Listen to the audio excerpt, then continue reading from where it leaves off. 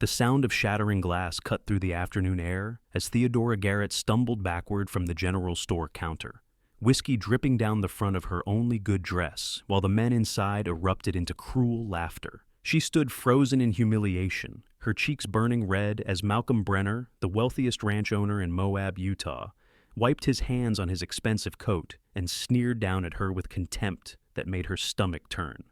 "That is what lying women deserve," Malcolm announced loudly, his voice carrying to every corner of the packed store, spreading rumors about decent men, trying to ruin reputations because she is bitter that no one wants damaged goods. Theodora opened her mouth to defend herself, to explain that she had only told the truth about seeing Malcolm cheat the Henderson family out of their water rights, but the words stuck in her throat as she looked around at the faces staring back at her. Some showed pity, others disgust, but none showed support. Nobody in this town ever stood up for her. Being an orphan with no family name and working as a laundress put her so far below the social ranks that she might as well have been invisible, except when men like Malcolm needed someone to humiliate to prove their power. "I saw what I saw," she finally managed to whisper, but her voice was so small that barely anyone heard. "You saw nothing because you are nothing," Malcolm said, stepping closer with menace in his eyes. A little washerwoman who should learn to keep her mouth shut before someone shuts it for her permanently. Maybe if you spent less time gossiping and more time on your back where women like you belong, you would not be such a miserable burden on this town. The laughter grew louder, and Theodora felt tears burning behind her eyes. She refused to cry, not here, not in front of these people who already thought so little of her.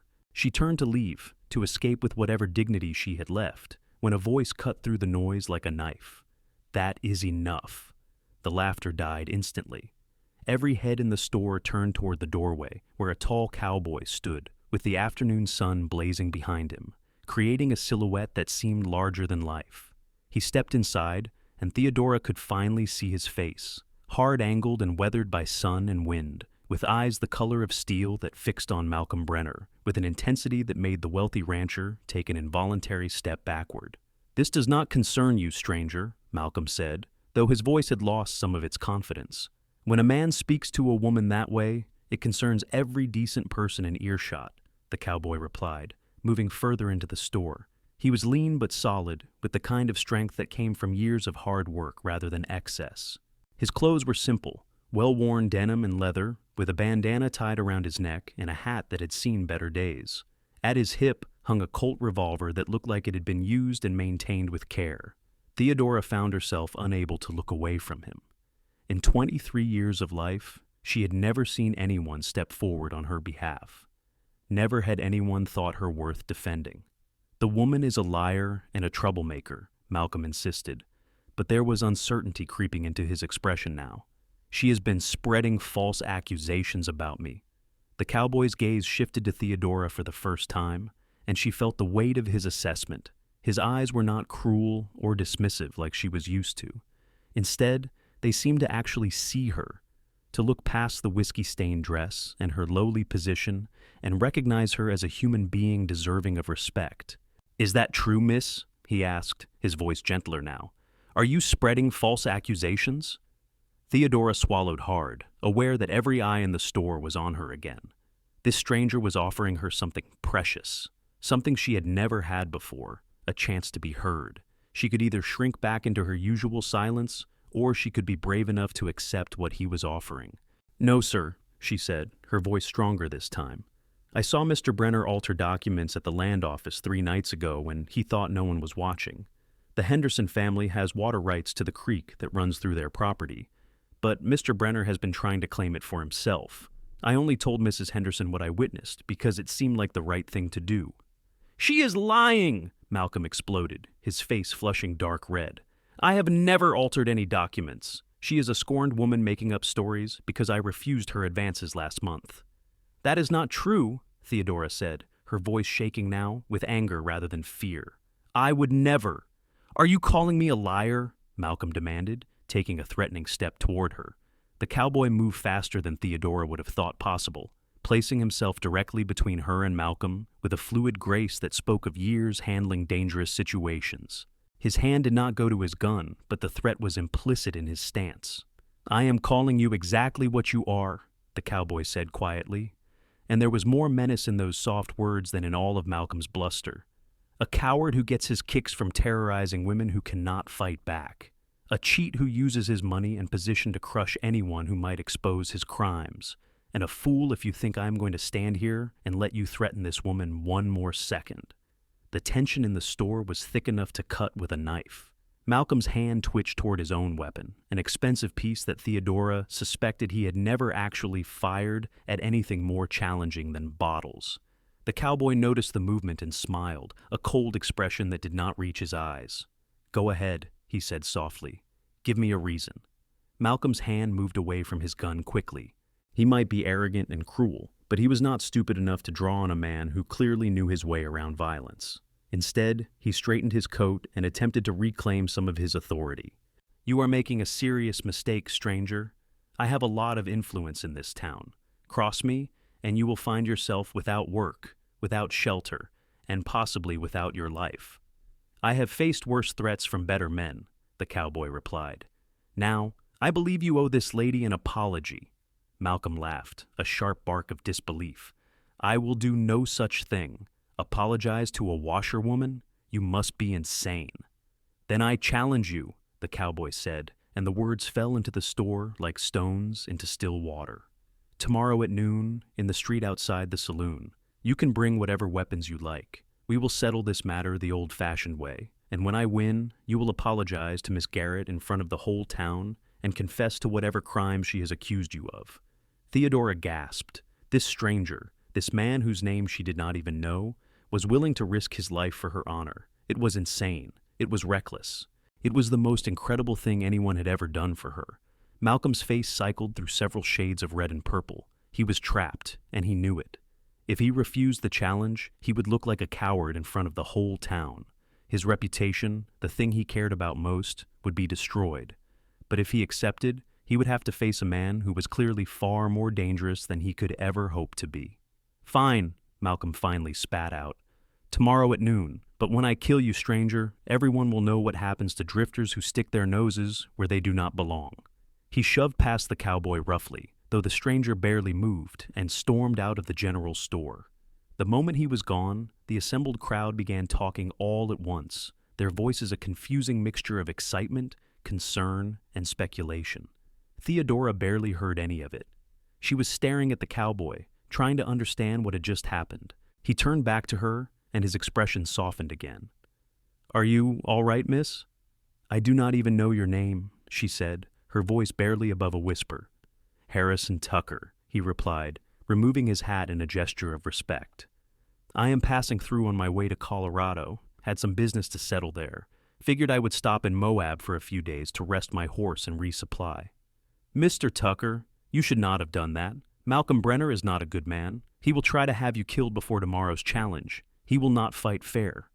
"Most men like him do not," Harrison said calmly. "But I have dealt with his kind before. I will be fine." He paused, studying her with those intense gray eyes. "The real question is whether you will be fine. If what you said is true about witnessing his crimes, he might come after you." Theodora had not thought about that, and fear suddenly gripped her chest. Malcolm was vindictive and cruel. If he could not get to Harrison, he might very well decide to punish her instead.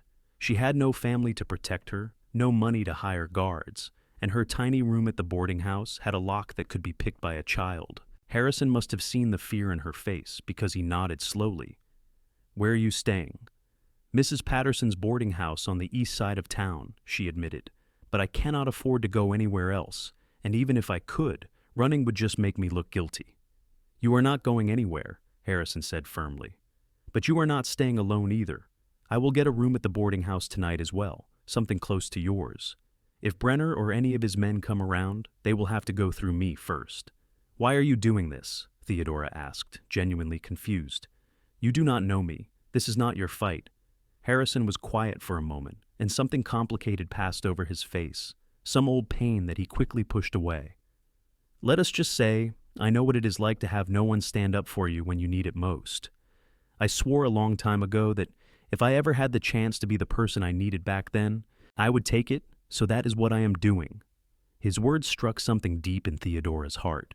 She wanted to say something meaningful, to express the overwhelming gratitude and confusion and strange warmth spreading through her chest.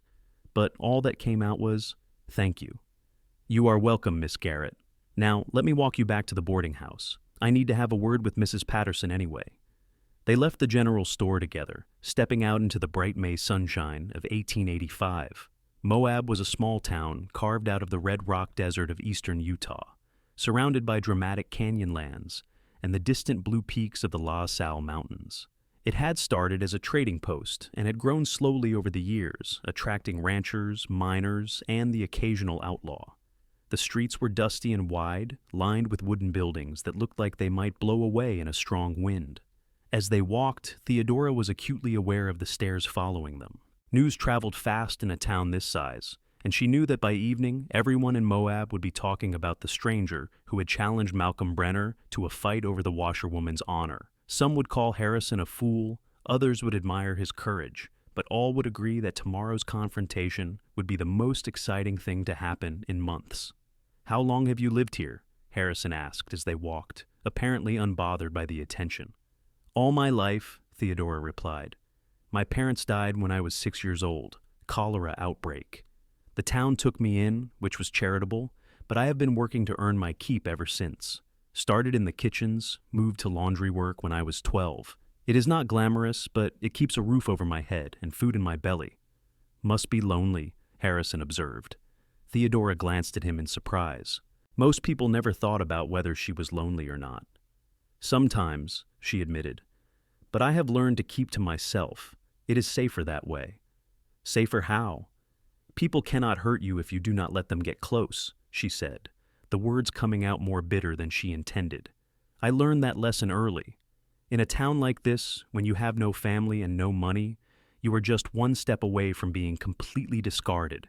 The only way to survive is to make yourself useful and stay out of trouble."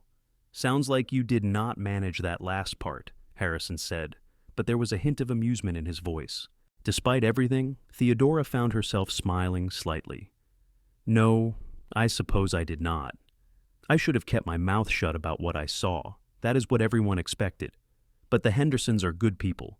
They have 3 small children, and they work that land from dawn until dusk just to survive. If Malcolm steals their water rights, they will lose everything. I could not just stand by and watch that happen." "That took courage," Harrison said seriously. "Real courage, the kind that matters. Standing up for what is right even when it costs you something. Most people never manage that in their whole lives." His words made Theodora's throat tight with emotion. She had spent so long being told she was worthless, being treated like she did not matter, that hearing someone express genuine respect for her choices was almost overwhelming. She blinked rapidly, determined not to cry in the middle of the street. They reached Mrs. Patterson's boarding house, a 2-story structure that was slightly nicer than most of the buildings in town. Mrs. Patterson ran a respectable establishment, keeping it clean and safe while charging reasonable rates. She was standing on the porch when they arrived, a thin woman in her 50s with sharp eyes that missed nothing. "Theodora," she said carefully, her gaze moving between her tenant and the stranger. "I heard there was some trouble at the general store." "Yes, madam," Theodora replied. "This is Mr. Harrison Tucker. He was kind enough to intervene when Mr. Brenner became aggressive." "I need a room for a few nights," Harrison said, stepping forward. "Something on the same floor as Miss Garrett's, if you have it available." "Mrs.?" Patterson's eyebrows rose. "That's so? And why would you need to be on the same floor as Theodora specifically?" "Because Malcolm Brenner is the type of man who holds grudges, and Miss Garrett is vulnerable on her own. I figure having someone nearby who can handle trouble is in everyone's best interest." Mrs. Patterson studied Harrison for a long moment, and Theodora held her breath. The boarding house owner had always been fair to her, but she also ran a business and could not afford to have trouble on her property. If she decided that housing Theodora was too much of a risk, there was nowhere else in town that would take her in. Finally, Mrs. Patterson nodded slowly. "Room 7 is available, 2 doors down from Theodora's room 9. It is $1 a night, includes breakfast. No drinking, no gambling, and absolutely no violence on my property. You can shoot Malcolm Brenner in the street if you have to, but not under my roof." "That is more than fair," Harrison said, producing the money from his pocket. "Good. Theodora, You come help me in the kitchen. Mr. Tucker, your room is upstairs and to the left. Supper is at 6. Mrs. Patterson turned and went back inside, and Theodora moved to follow her, but Harrison caught her arm gently. She turned back, surprised by the contact and even more surprised by the small jolt of warmth it sent through her. I meant what I said, Harrison told her quietly. You are safe now. Try not to worry. Tomorrow at noon, she started, but he shook his head. Tomorrow will take care of itself. For tonight, just rest. You have been through enough. He released her arm and headed into the boarding house to find his room. Theodora watched him go, her mind spinning with everything that had happened in the last hour. Her life had been so predictable, so small and contained, and then this stranger had walked into it and turned everything upside down. She did not know whether to be grateful or terrified. In the kitchen, Mrs. Patterson was already busy preparing the evening meal, her hands moving efficiently as she chopped vegetables. She did not look up when Theodora entered, but she spoke quietly. That man is trouble, Theodora. Good trouble, maybe, but trouble all the same. Malcolm Brenner will not forgive this insult. Even if Mr. Tucker wins tomorrow, which is far from certain, there will be consequences. Are you prepared for that? I did not ask him to help me, Theodora said, perhaps more defensively than she meant to. I did not ask for any of this. No, but you spoke up about what you saw, and that took courage. Foolish courage, perhaps, but courage nonetheless. Now you have to see it through. Mrs. Patterson finally looked up, her expression softer than usual. I believe you, you know. About what you saw Brenner doing at the land office. He has been running roughshod over this town for years, using his money and connections to get away with whatever he wants. It is about time someone stood up to him. Even if that someone ends up dead in the street? Theodora asked quietly. Even then, because sometimes principles matter more than survival. You learned that today, and so did Mr. Tucker. The question is whether the rest of this town has the backbone to support you when the dust settles. They worked in silence for a while, preparing food for the evening meal. Theodora's mind kept drifting to Harrison, wondering about him. Who was he really? Where had he come from? What kind of life had he lived that made him willing to risk everything for a stranger? The questions buzzed in her head like persistent flies, but she had no answers. Supper that evening was a tense affair. The boarding house had 6 other residents besides Theodora and now Harrison. 2 were traveling salesmen who would be leaving in the morning, 1 was a surveyor working on mapping the territory, and the others were workers from various local businesses. They all knew what had happened, of course, and the conversation over the meal was subdued and careful. Harrison sat across from Theodora, and she found herself sneaking glances at him throughout the meal. He ate methodically, with the manners of someone who had been taught proper etiquette, but had spent enough years on the trail that he no longer stood on ceremony. He answered questions from the other boarders politely, but revealed little about himself beyond the basics. Yes, he was from Texas originally. Yes, he had worked various jobs, ranching mostly, but also sometime as a scout and a lawman. No, he was not married. No, he did not have family waiting for him anywhere. That last piece of information made something twist in Theodora's chest.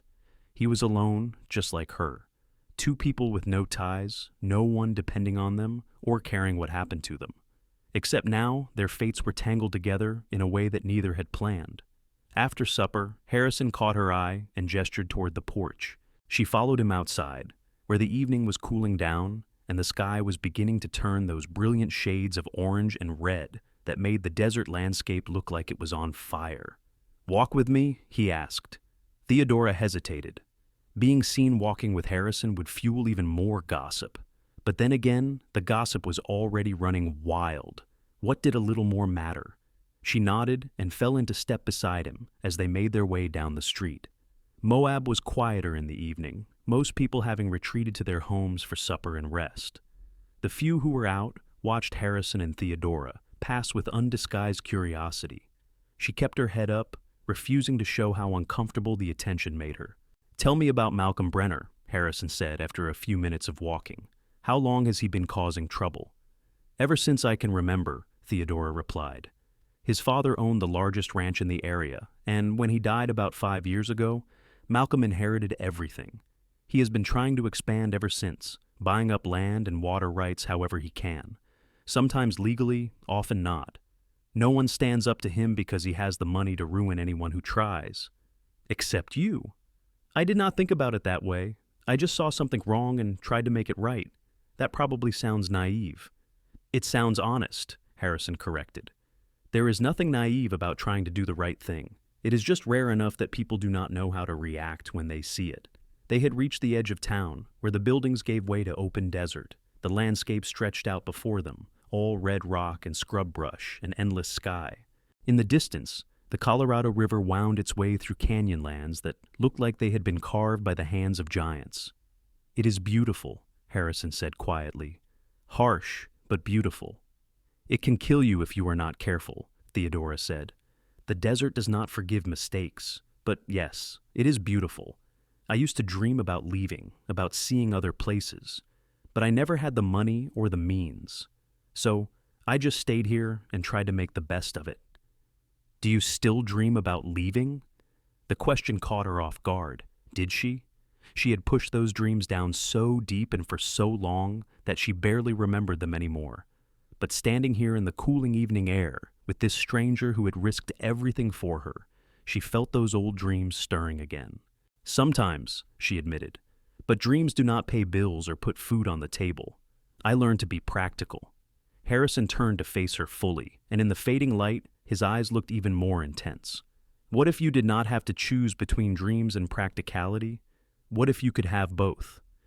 That is a nice thought, Mr. Tucker, but it is not realistic. Not for someone like me. Why not?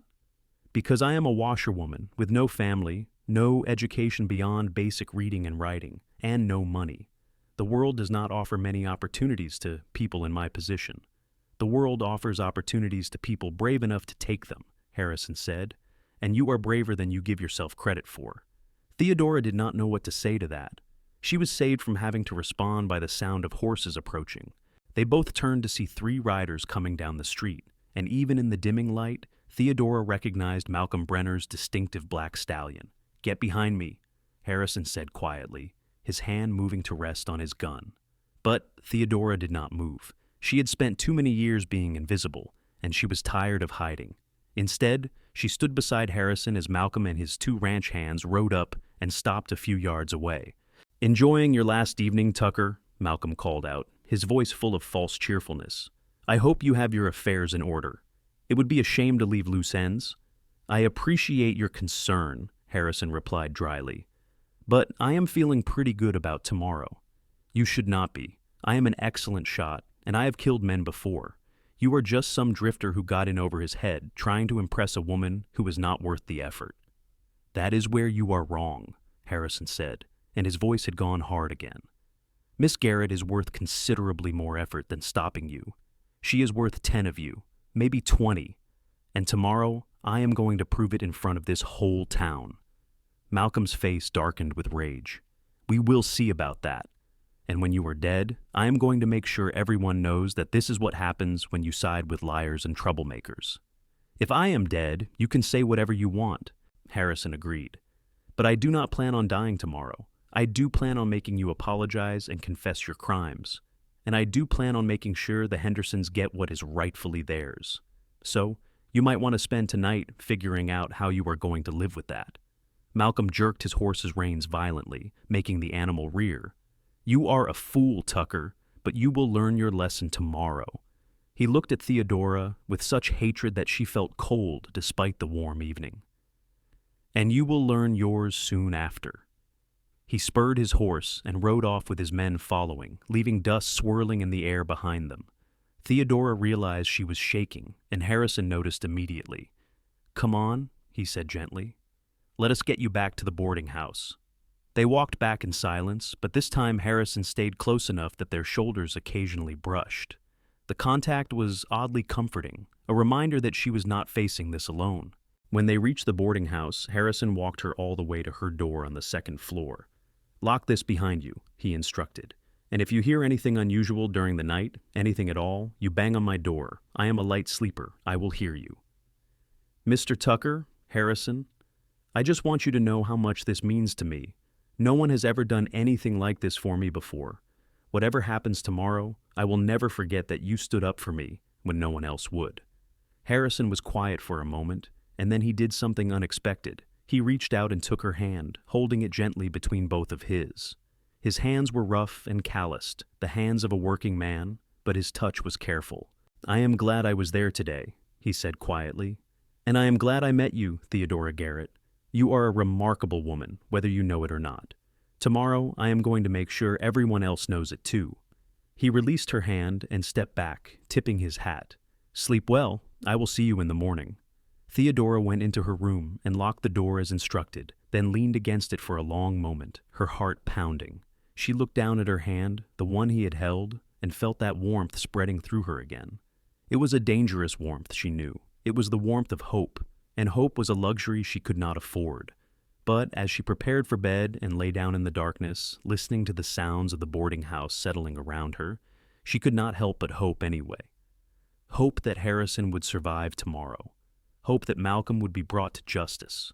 Hope that maybe, just maybe, her life might be about to change in ways she had never dared to imagine. The night passed slowly. Theodora dozed in fits and starts, her dreams full of gunfire and blood. She woke several times in a panic, certain she had heard something, but the boarding house remained quiet. Harrison was 2 doors down, keeping watch, and somehow that thought allowed her to finally fall into a deeper sleep as dawn approached. She woke to sunlight streaming through her window and the sounds of Mrs. Patterson preparing breakfast downstairs. For a moment, she lay still, pretending that today was just an ordinary day, that she could get up and do her laundry work and nothing extraordinary would happen. But then reality came crashing back, and she remembered what was coming at noon. She dressed quickly in her only other dress, this one a simple brown cotton that was worn but clean. Her hands shook as she fastened the buttons, and she had to stop several times to steady herself. By the time she made her way downstairs to the dining room, most of the other boarders were already eating breakfast. Harrison was there too, looking calm and rested despite what was ahead. He stood when she entered, pulling out the chair next to him. "Morning," he said, his voice warm. "Did you sleep?" "A little," she admitted. "You?" "Enough." He did not elaborate, and she suspected he had spent much of the night awake, listening for any sign of trouble. Breakfast was a subdued affair. Everyone knew about the noon challenge, and no one seemed to know quite what to say. The traveling salesman finished quickly and departed, clearly wanting to be out of town before the confrontation. The surveyor wished Harrison luck, but did not meet his eyes. Only Mrs. Patterson was direct about it, stopping by their table before they finished eating. "Mr. Tucker, I have sent word to Doc Martin to be available at noon, just in case." "That is thoughtful of you, madam," Harrison replied. "I have also spoken to Sheriff Dawson. He will be there to make sure everything stays within the bounds of a legal duel, no interference from Brenner's men." "I appreciate that." Mrs. Patterson looked at Theodora then, her expression serious. "You should stay inside when it happens. No need for you to watch." "No," Theodora said immediately. "If Mr. Tucker is willing to fight for my honor, the least I can do is be there to witness it. I will not hide." Harrison looked like he wanted to argue, but something in Theodora's expression must have convinced him that she would not be swayed. He nodded slowly. "All right, but you stay well back from the action. Promise me." "I promise." The hours until noon crawled by with agonizing slowness. Theodora tried to busy herself with work, but Mrs. Patterson shooed her away, telling her that she was too distracted to be useful. Instead, she found herself sitting on the front porch of the boarding house, watching the town come alive with anticipation. People were gathering already, lining the main street in clusters, talking in low voices. A duel was always entertainment in a frontier town, but this one had extra significance. It was not just about personal honor or pride. It was about justice and standing up to power, and whether one person could really make a difference against entrenched corruption. Harrison spent the morning checking his weapons and preparing quietly. He did not seem nervous, but Theodora caught him standing perfectly still several times, his eyes closed, breathing slowly and deeply. She realized he was centering himself, preparing mentally for what was to come. The sight made her both more confident in his abilities and more terrified of losing him. Losing him. The thought struck her with surprising force. She had known this man for less than a day, and yet the idea of him being killed was almost unbearable. It was not just gratitude, though. She felt plenty of that. It was something else, something deeper and more complicated. He had seen her, really seen her as a person worthy of respect and protection.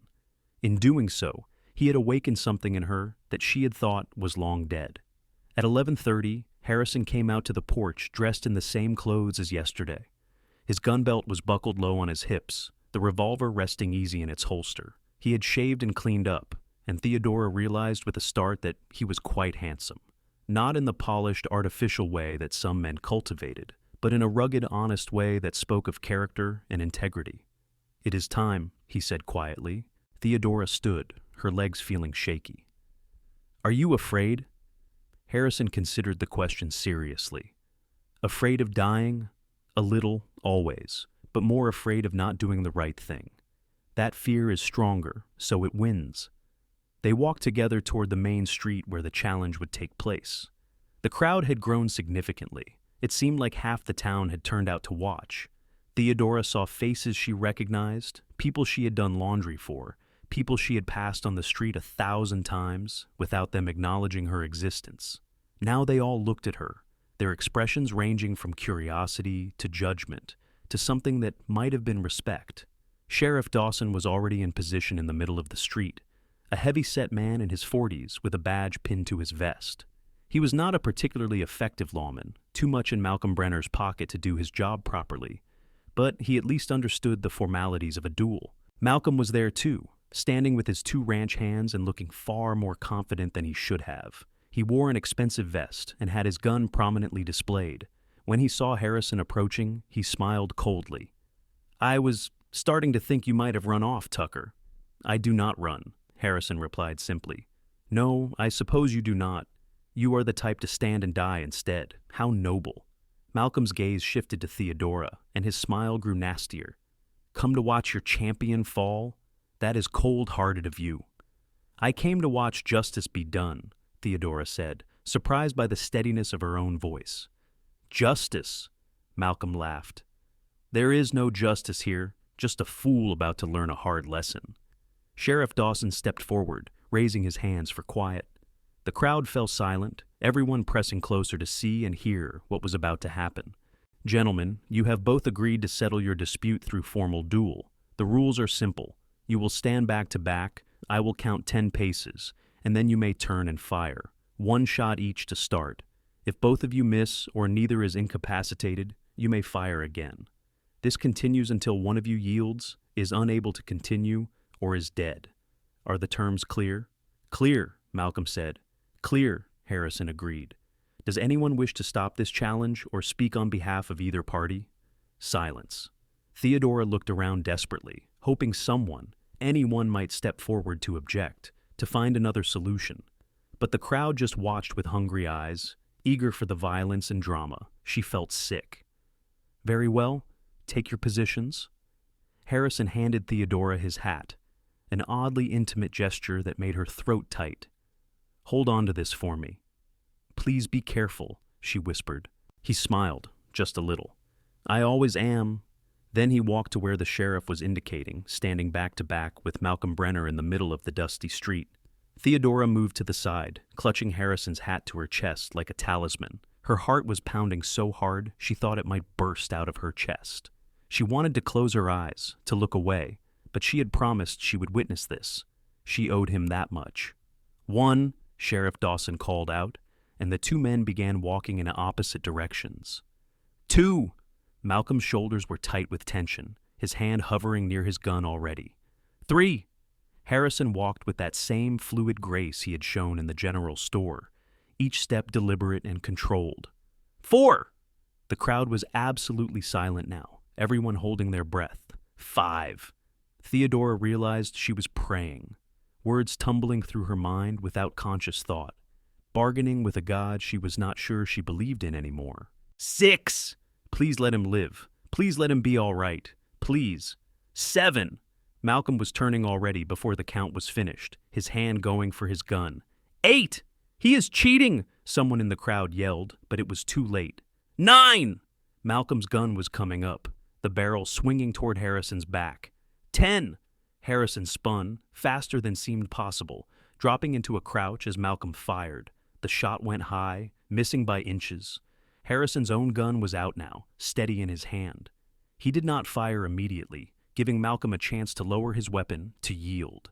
but Malcolm was already bringing his gun back down for another shot, his face twisted with rage and desperation. Harrison fired. The sound was deafening, echoing off the buildings. Malcolm jerked backward, his gun falling from his hand. He staggered, looked down at his chest, where blood was already blooming across his expensive vest, and then fell to his knees. For a long moment, no one moved. Then Doc Martin was rushing forward, and several others followed. Harrison stood perfectly still, his gun still trained on Malcolm in case this was some kind of trick. But it was no trick. Malcolm Brenner toppled forward into the dust and lay still. Theodora could not breathe. She could not move. She could only stare at the scene unfolding before her. Doc Martin knelt beside Malcolm, checking for a pulse, then looked up and shook his head. Dead. Malcolm Brenner was dead, and Harrison Tucker had killed him. Harrison slowly lowered his gun and holstered it. He turned to look at Theodora, and the expression on his face was complicated, regret and relief, and something that might have been sorrow mixed together. He had not wanted to kill Malcolm, she realized. He had wanted to beat him, to force him to apologize and confess, but not to end his life. Malcolm's refusal to yield had forced his hand. Sheriff Dawson was talking, declaring the duel legal and fair, despite Malcolm's attempt to cheat at the end. Harrison answered questions in a flat voice, explaining what had happened. The crowd was buzzing with conversation now, everyone talking at once, but Theodora barely heard any of it. She started walking toward Harrison, pushing through the crowd. People made way for her, staring at her with new eyes. She was no longer just the invisible washerwoman. She was the woman whose honor had been worth fighting for, worth killing for. She was someone who mattered. When she reached Harrison, he looked at her with such open vulnerability that it took her breath away. "I am sorry," he said quietly. "I did not want it to end that way." "You did what you had to do," Theodora replied. "He was going to kill you. He cheated, and he would not yield. You gave him every chance." "I know, but it does not make it easier." He looked down at his hands, still steady despite what he had just done. "Taking a life never gets easier, no matter how many times you do it, or how justified it might be." Theodora reached out and took one of his hands in hers, not caring who saw or what they thought. "You are a good man, Harrison Tucker. What happened here today proved that. You stood up for what was right, even though it cost you." Their eyes met, and something passed between them in that moment, something electric and profound. Theodora felt it in every fiber of her being, the beginning of something that could change everything. But the moment was broken by one of Malcolm's ranch hands, a man named Pete Thompson, stepping forward with fury written across his face. "You killed him! You murdered Mr. Brenner!" "It was a fair duel," Sheriff Dawson said firmly. "Brenner drew first, and he tried to cheat. Tucker had every right to defend himself." "I do not care about your rules," Pete spat. "Mr. Brenner was a good man, and this drifter killed him over some worthless woman's lies." Harrison's expression went cold. "Choose your next words carefully, friend. I have already shot one man today. I would rather not make it two." Pete looked at Harrison's gun, still holstered but easily accessible, and seemed to reconsider. But the hatred did not leave his face. "This is not over. Mr. Brenner has family, business partners. They will want justice." "Then they can take it up with the law," Sheriff Dawson said. "But if anyone tries to take matters into their own hands, they will answer to me. This duel was legal. It is done. Everyone go on about your business." The crowd began to disperse slowly, reluctantly, people still talking in excited clusters. Theodora saw Mrs. Henderson in the crowd, the woman whose water rights Malcolm had tried to steal. She was crying, but she was also smiling. She caught Theodora's eye and mouthed two words: "Thank you." It should have felt like a victory. In many ways, it was. Malcolm Brenner would never hurt anyone again. The Hendersons would keep their land.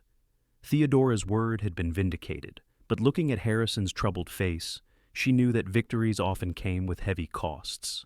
"Come on," she said gently. "Let us get out of here." They walked back to the boarding house together, still holding hands. It felt natural, right? Even though she barely knew him. Mrs. Patterson was waiting on the porch, and when she saw them coming, she nodded approvingly. "It is done then." "It is done," Harrison confirmed. "Good. You both need some rest and some food. Come inside." They followed her in, and Theodora was grateful for the normalcy of Mrs. Patterson's fussing, making them sit at the table while she prepared sandwiches and strong coffee. Harrison ate mechanically, clearly still processing what had happened. Theodora did not have much appetite either, but she forced herself to eat, knowing she needed her strength for whatever came next. Because Pete had been right about one thing. This was not over. Malcolm Brenner might be dead, but his influence had spread through Moab like roots through soil. There would be people who resented Harrison for what he had done, people who would want revenge or who simply feared the disruption to the established order. And Theodora, by extension, would be in the middle of it all. But as she sat there at the table with Harrison beside her and Mrs. Patterson hovering protectively, she felt something she had not felt in a very long time. She felt like she belonged somewhere, like she was part of something that mattered. It was fragile and new and possibly temporary, but it was real. After they ate, Harrison excused himself to his room, saying he needed some time alone. Theodora wanted to follow him, to make sure he was all right, but Mrs. Patterson shook her head slightly. Give him space. What he did today, even if it was justified, that takes a toll on a man's soul. He needs to work through it in his own time. So, Theodora went to her own room and tried to rest, but sleep would not come. Her mind kept replaying the events of the morning, the sound of gunfire, the sight of Malcolm falling. She had wanted justice, but she had not fully considered what justice might look like or what it might cost. She must have dozed eventually because she woke to knocking on her door. The light outside her window had changed, the sun moving toward afternoon. She opened the door to find Harrison standing there, looking somewhat more settled than before. "Would you take a walk with me?" he asked. "I could use the company, and I think we need to talk about what happens next." "Of course." They left the boarding house and headed away from the main street toward the quieter residential areas where families lived. The town felt different now, subdued in the aftermath of the duel. They walked in silence for a while, and Theodora waited for Harrison to speak when he was ready. "I killed my first man when I was 19, he said finally.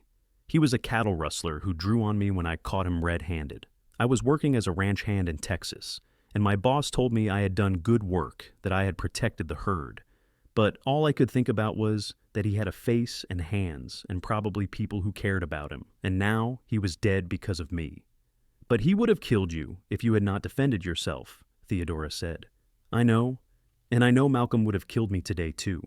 That does not change the fact that I ended a human life. Every time it happens, it takes something from you, a little piece of whatever makes you decent. I have killed 4 men now, including Malcolm, all justified, all in defense of myself or others. But that does not mean I do not carry them with me." Theodora understood what he was trying to tell her. He was explaining why he had looked so troubled after the duel, but he was also warning her. He was a man marked by violence, a man who would always carry those ghosts. If she chose to stay close to him, she would have to accept that. "My mother used to tell me that character is defined by the things we do not want to do, but do anyway because they are right," Theodora said quietly. "You did not want to fight Malcolm. You did not want to kill him. But you did it anyway, because standing up for what is right mattered more than your own comfort or peace of mind. That is not something that takes away from your decency, Harrison. It proves you have it." He looked at her with surprise and something that might have been gratitude. "You have a generous way of seeing things. Or maybe I just see you clearly. You are not a killer, Harrison Tucker. You are a protector. There is a difference." They had reached a small park at the edge of town, nothing more than a few trees and benches near a spring that provided some of Moab's water. They sat down on one of the benches, and Harrison stared out at the landscape for a long moment. "I was supposed to be passing through," he said. "I had business in Colorado, like I told you. A job offer on a ranch near Denver, good pay, steady work. I was going to start fresh, leave the violence behind." "You still can," Theodora said, though the words hurt to say. "Nothing is stopping you from continuing on your way." "Except I do not want to," Harrison admitted. "That is the problem. I have been drifting for years, moving from place to place, never putting down roots because it seemed safer that way, less complicated. But then I walked into that general store and saw you standing there covered in whiskey while that bastard humiliated you, and something in me just said, no more. No more standing aside. No more letting injustice happen because it is not my business." He turned to look at her directly, and the intensity in his eyes made her breath catch. "And no more running from things that might matter just because they are complicated. You matter. Theodora." After knowing you for barely a day, you matter to me more than that job in Colorado ever could. I know that probably sounds crazy. It does, Theodora agreed, her heart racing. But I feel it too.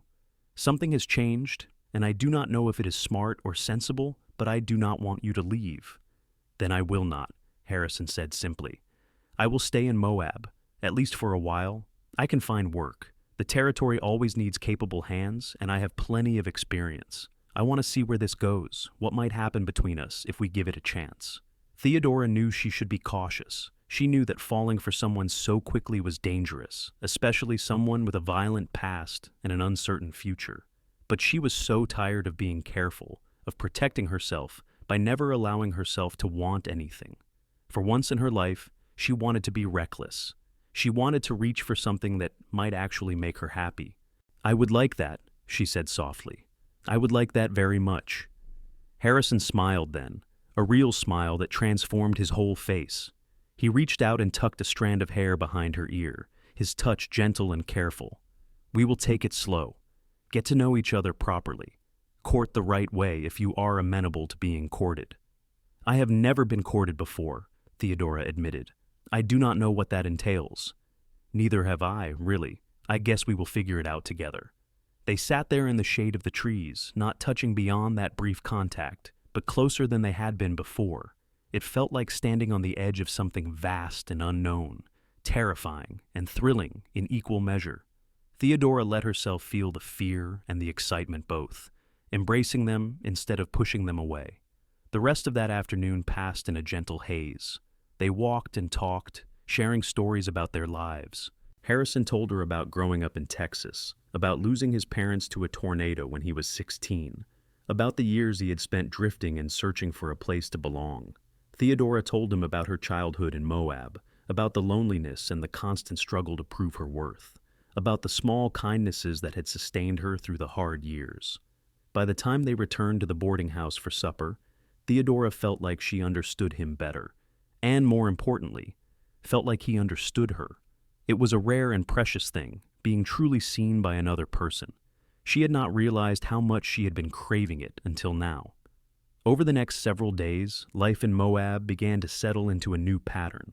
Malcolm Brenner's funeral was a surprisingly small affair. It turned out that for all his money and influence, he had not been particularly well liked. His business partners were more concerned with dividing up his assets than mourning his loss. His ranch hands scattered to find new employment, and the people he had wronged were too busy celebrating their freedom from his tyranny to pretend at grief. The Henderson family came to thank Theodora personally, bringing her fresh eggs and vegetables from their farm. Mrs. Henderson hugged her tightly, tears streaming down her face as she expressed her gratitude. Other people who Malcolm had victimized over the years began coming forward with their own stories, vindicated now that the truth about his corruption was coming to light. Sheriff Dawson, perhaps sensing the changing tide of public opinion, actually started investigating Malcolm's dealings. Documents were found in his office at the ranch showing years of fraud, intimidation, and theft. The full extent of his crimes became public knowledge, and with it came a wave of shame among the townspeople who had enabled him through their silence. Harrison found work quickly, hired on by a rancher named William Morris, who owned land north of town. The pay was fair and the work honest, and Harrison seemed content with it. He came into town every few days, usually timing his visits to coincide with Theodora's free time. They continued their courtship slowly and properly, taking walks, sharing meals, gradually building the foundation of something real and lasting. Mrs. Patterson proved to be an unexpected ally, chaperoning their meetings when propriety demanded it, but also giving them space to grow closer. She seemed genuinely pleased to see Theodora happy, and she approved of Harrison after watching him carefully for several weeks. He is a good man, she told Theodora one evening. Steady and honest. You could do a lot worse. I know, Theodora replied, unable to keep the smile off her face. I cannot quite believe this is happening. You deserve happiness just as much as anyone else, Mrs. Patterson said firmly. More, actually, after everything you have endured. Do not question it, just accept it. So Theodora tried to do exactly that. She let herself be happy, let herself look forward to Harrison's visits, let herself imagine a future that might include love and partnership, and all the things she had given up hoping for. One evening in late June, about 6 weeks after the duel, Harrison asked her to walk with him up to the bluffs overlooking town. They climbed the winding path as the sun set, painting the sky in shades of gold and crimson. At the top, the view was breathtaking. The entire valley spread out below them, the Colorado River glinting like a ribbon in the fading light. "I need to tell you something," Harrison said, and there was a nervousness in his voice that Theodora had not heard before. "What is it?" "That job offer in Colorado. They wrote back asking if I was still interested. Better pay than what I'm making now, and it would be a foreman position rather than just a hand. It is a real opportunity." Theodora's heart sank. She had known this was coming, had known that Harrison was too skilled and capable to stay a simple ranch hand forever. Of course he would get better offers. Of course he would have opportunities elsewhere. She forced herself to smile, to be supportive, even though the thought of him leaving felt like a physical pain. "That is wonderful, Harrison. You should take it. You have worked hard, and you deserve that chance." He looked at her in surprise. "You want me to go?" "No," she admitted, her voice breaking slightly. "But I want you to be happy and successful. I will not hold you back from a better future just because I would miss you." Harrison laughed, a sound of pure relief. "Theodora, I am not telling you this because I want to go. I am telling you because I want you to understand what I am giving up by staying." "What?" "I wrote back and declined the offer. I told them I had found something in Utah that mattered more than any job ever could. I told them I had found a reason to stay in one place, to build something permanent instead of always drifting. And that reason is you." Theodora stared at him, unable to process what he was saying. "But Harrison, that is crazy. You barely know me. You should not give up opportunities like that for someone you met 6 weeks ago." "Why not?" he challenged. "Who made the rule that says feelings have to follow a specific timeline?" "I know what I feel, Theodora. I know that I think about you constantly. I know that seeing you smile makes everything else worthwhile.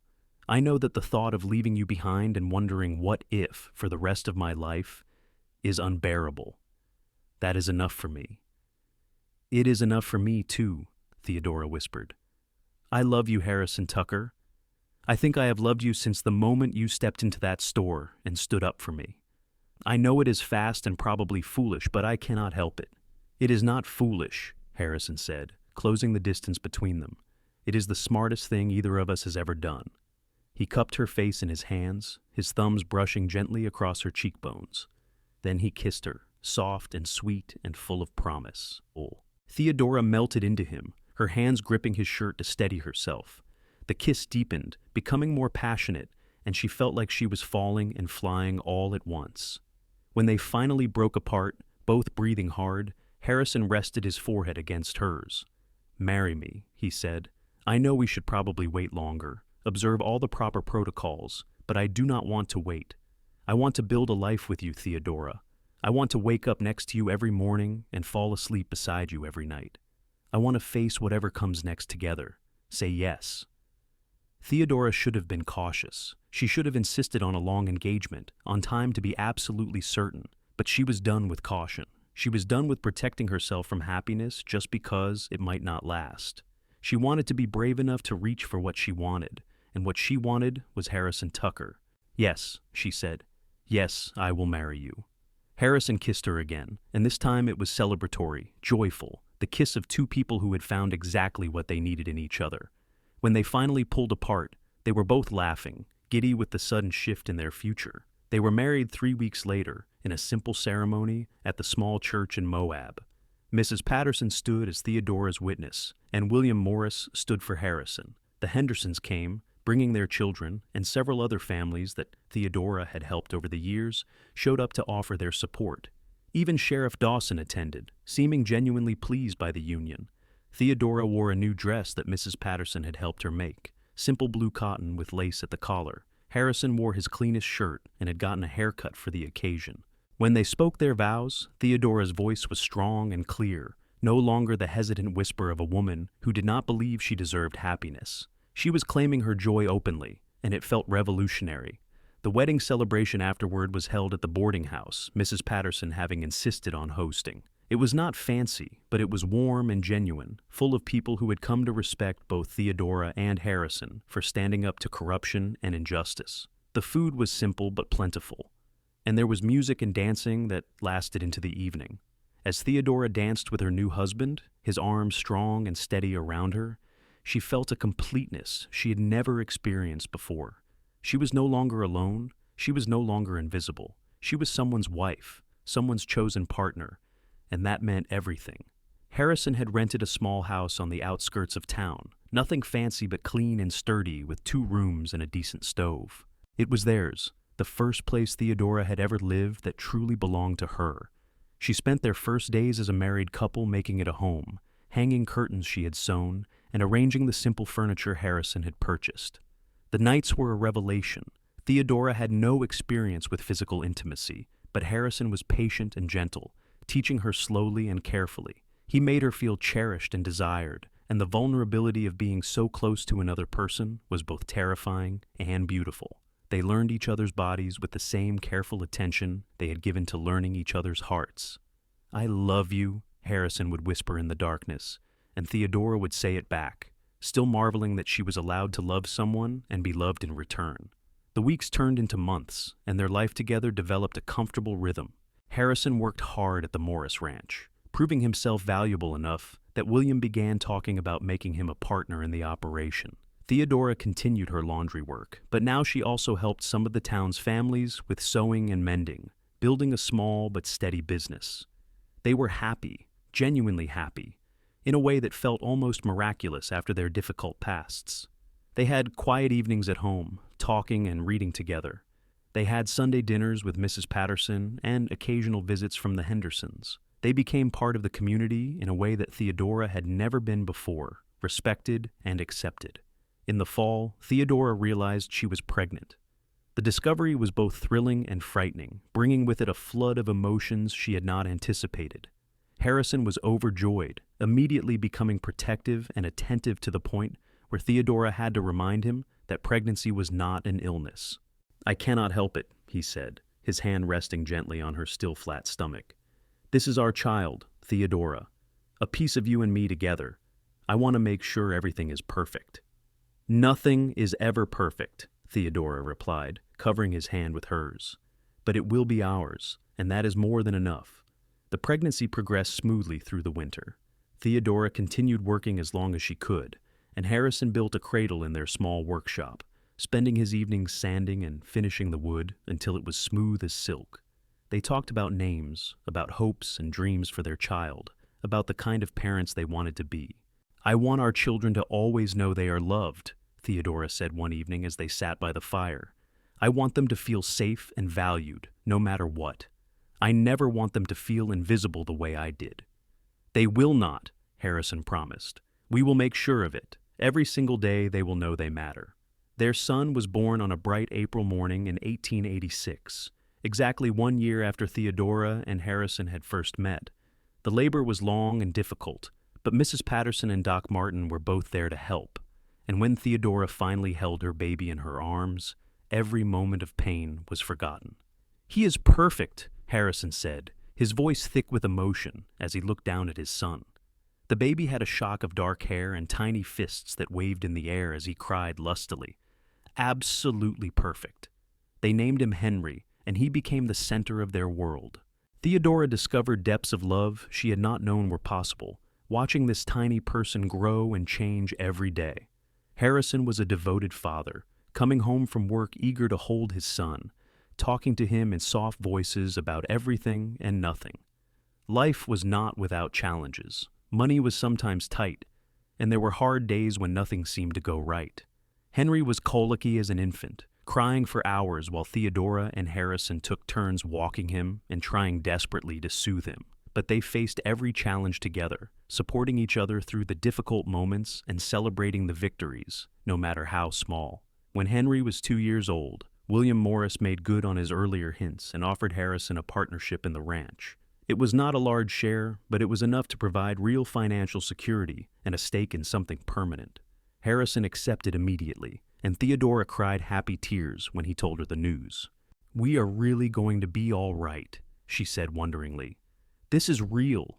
"This is our life. This is our life," Harrison agreed, "and it is better than anything I ever imagined." Their second child, a daughter they named Rose, was born in the summer of 1888. She was easier than Henry had been, a calm baby who slept well and smiled often. Henry was fascinated by his little sister, insisting on helping with everything from feeding to changing diapers. Watching their children together, Theodora felt a contentment so deep it was almost painful. The years continued to pass, marked by small joys and occasional sorrows. The ranch prospered under Harrison's partnership with William, growing and expanding. Theodora's sewing business grew as well until she had more work than she could handle alone and had to hire an assistant. They saved money and eventually bought a larger house, this one with 4 rooms and a proper dining area. Henry grew into a serious, thoughtful boy who loved books and learning. Rose was more adventurous, always getting into mischief and dragging her older brother along on her schemes. They fought sometimes, as siblings do, but they were deeply devoted to each other. Theodora and Harrison raised them with the love and attention they had both craved as children, making sure they always felt valued and heard. In 1891, another son joined the family, a boisterous child they named James. And in 1894, their fourth and final child, a daughter named Clara, completed their family.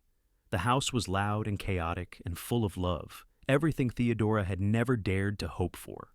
On their 10th wedding anniversary, Harrison took Theodora back up to the Bluffs where he had proposed.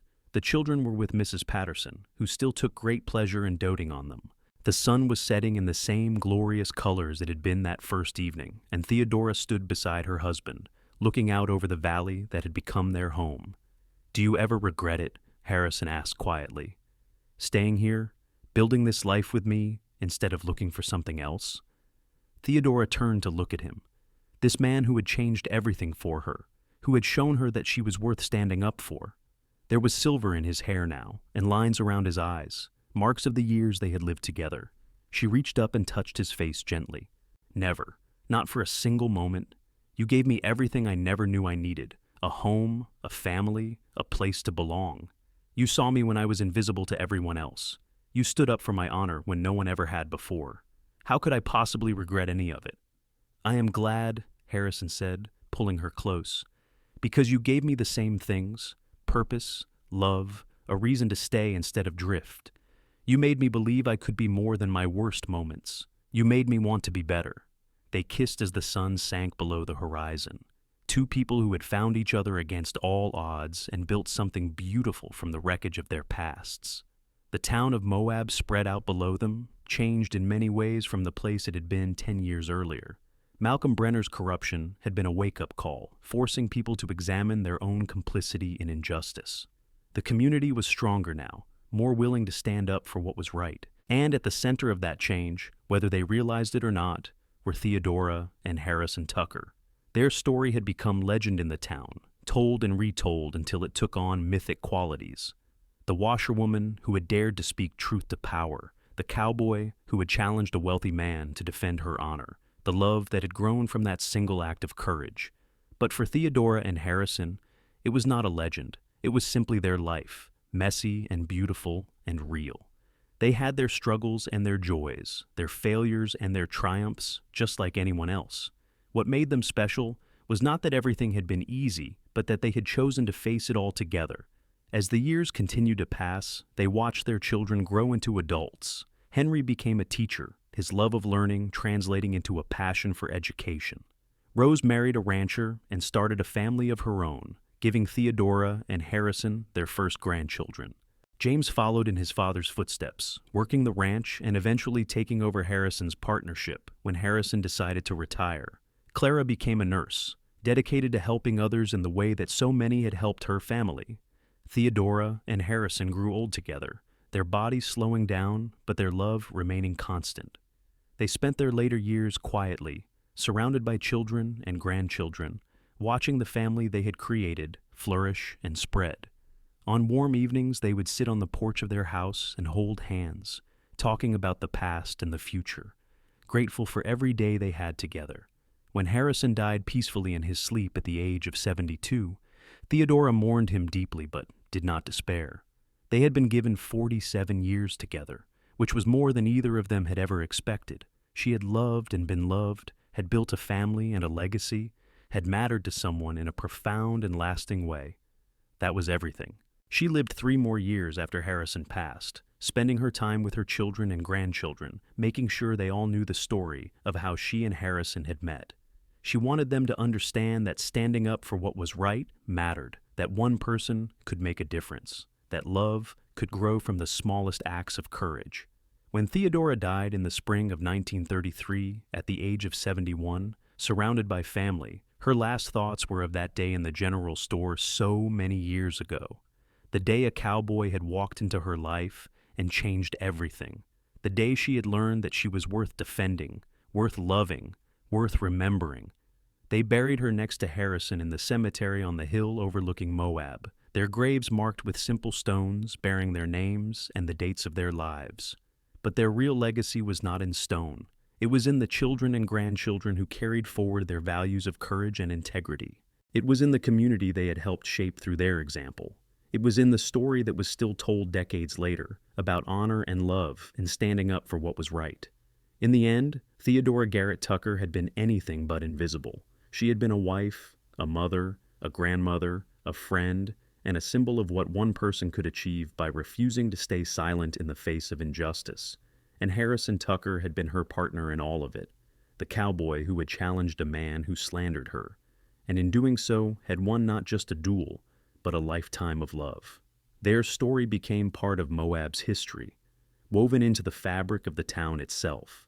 And in the years that followed, whenever someone needed courage to stand up against injustice, whenever someone felt invisible or worthless, they would remember Theodora and Harrison. They would remember that honor matters, that love can transform lives, and that sometimes the most important thing you can do is stand up for someone who has never had anyone stand up for them before. The house they had built together remained standing for decades, eventually becoming a historical landmark. Tour guides would tell visitors about the couple who had lived there, about the cowboy and the washerwoman whose love story had helped change a town. Children learned about them in school, studying how ordinary people could make extraordinary differences through courage and integrity. And on summer evenings, when the sun set over Moab in those brilliant shades of gold and crimson, people would sometimes look toward the cemetery on the hill and think of Theodora and Harrison Tucker, together even in death, their love story complete and their legacy secure. They had taken the fragments of their broken pasts and built something beautiful, something lasting, something that continued to inspire long after they were gone. It was, in the end, exactly the kind of happily ever after that both of them had stopped believing was possible. But they had found it anyway, in the wild heart of the Utah desert, in a moment of courage that had blossomed into a lifetime of love. And that was the most remarkable thing of all.